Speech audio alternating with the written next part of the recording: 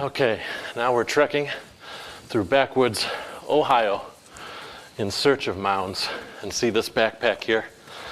No food, no water, no bug spray, just camera equipment. A testament to my own ignorance and inability. Anything could happen to me out here. I could get stung by a bear, my corpse left here to rot, only to be dug up 1,000 years later.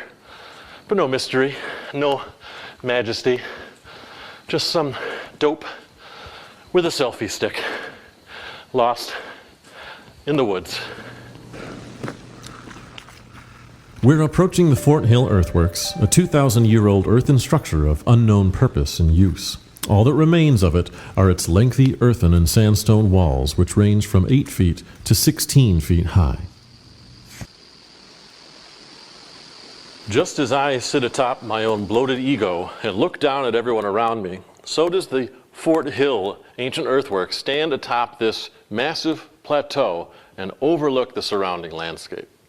Now I know it's barely perceptible on camera, but this entire ridgeline you see behind me is one of the walls. Now it was dubbed a fort by local European settlers because all they had on their mind was conquest. That's all they could understand. But this 2,000-year-old structure was much more a ceremonial and civic center than it was a fortification for defense. This here Fort Hill was built by the Hopewell people, and they were a mound building culture that flourished throughout Midwestern and Eastern North America from about 300 BC to 500 AD. Fort Hill here is 2,000 years old, and its walls stretch for about 1.5 miles. The place was built on top of and was a modification of an existing plateau. It's not known why it was built, but building a structure such as this was not uncommon at the time. All over North America, you'd find places like this, earthen or stone walls that usually follow the crests of natural hills and ridgelines, and that sometimes contained within their borders other mounds, reservoirs, or other human-made structures like longhouses were prevalent everywhere.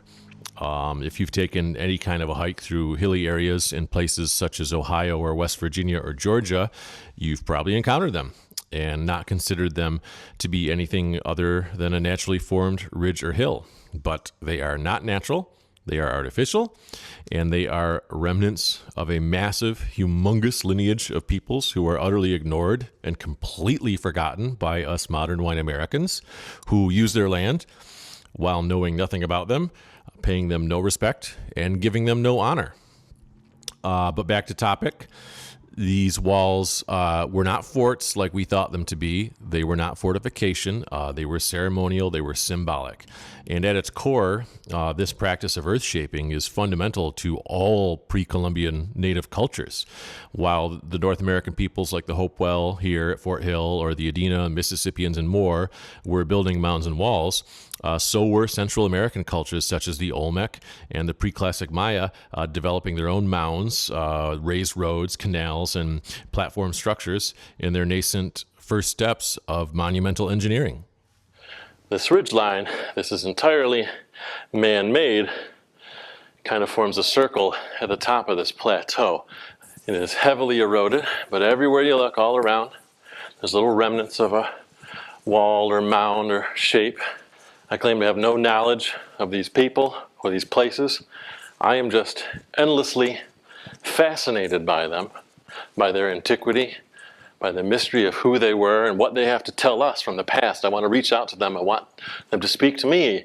I want to learn from them. I want them to tell me why I'm such a fuck up. Now look at these sloping walls. You can see them there all along the ridge.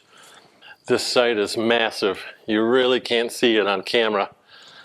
It's so subtle, but you can really, with the naked eye, discern what's a natural formation and what's man-made. And it's quite large and encompasses quite a large area. All self-deprecating humor aside, it is a very impressive and large site.